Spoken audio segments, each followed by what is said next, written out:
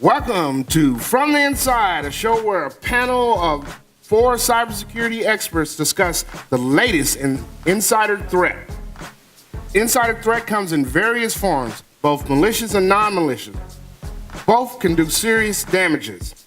On the panel today, we have Malcolm Statman Robert, Zach Bush Miller, and Travis No We Didn't Flower, and I'm your host, Ghost Dog Mark Washington.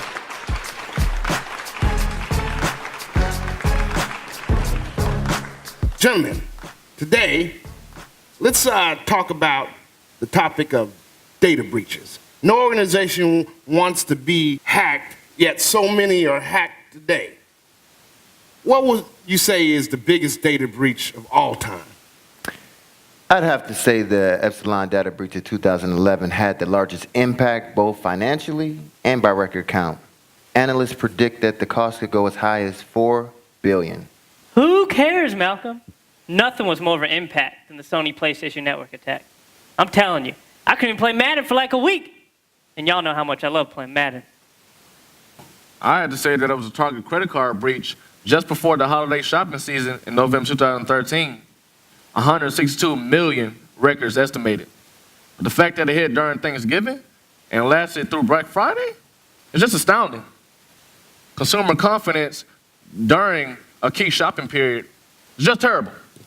The lack of a strong audit policy is the Achilles heel of their security program. Auditing is a good mitigation measure, and I think that we all can agree that every breach has impacts, both direct and indirect. Direct being the risk on financials, indirect being the risk on personal identifiable information that affects consumer confidence and loyalty. Recent targets, that direct and indirect in manner, have been Home Depot, LinkedIn, and Ashley Madison. Hey, man, that was a social experiment.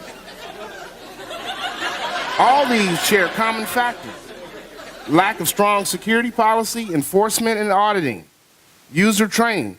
Let's analyze one of the biggest breaches in history: Heartland Systems and TJ Maxx. That was indeed a big double whammy. A combined 230 million records stolen at a cost of over 300 million. It was definitely one of the biggest of all time. It all started when malware compromised systems at TJ Maxx starting in 2008. The funny thing is, this same malware compromised systems at the credit card processing company Heartland a year earlier in 2007. Whoa. Isn't malware supposed to be detected by tools like HBSS and/or your antivirus? Yes, but those tools are only as good as the people maintaining them and updating them.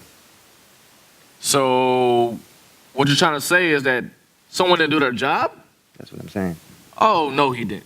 Boosh! Malcolm, I believe that wasn't the worst part of the breach. Tell us more. Yeah. I mentioned that the breach occurred in 2008. TJ Maxx didn't actually announce to the public until January 2009. So by then, the attackers had been compromising them for several months. Even if you hear your records have been breached, it could actually be months, several months after the actual breach itself. Wow, just amazing how these big companies get breached. Data breaches happen for a variety of reasons. Not just the exciting zero-day nation-state sexy actor, but for those simple reasons also, like throwing paper into the dumpster without shredding, or someone losing a drive full of PII, or having your laptop stolen off a train or a plane, or even having desktop stolen out of your office. Your organization is much more likely to have one of these simple data breaches than to have one of the elusive, sexy nation-state actors that we sort of see on TV. Let's focus more on the root cause. Travis, what's your take on the matter? Well, Ghost Dog, to be blunt with you, I'll say that poor enforcement and security policy is just terrible. The lack of a layered defensive strategy that takes into account measures such as encryption of sensitive data, strong access controls, and regular auditing is just a recipe for disaster. That's just like hiring an all-blind defensive unit. The offense is just going to score at will. And score they did. That's all we have for today's show. And remember, it hurts the most when it's from the inside.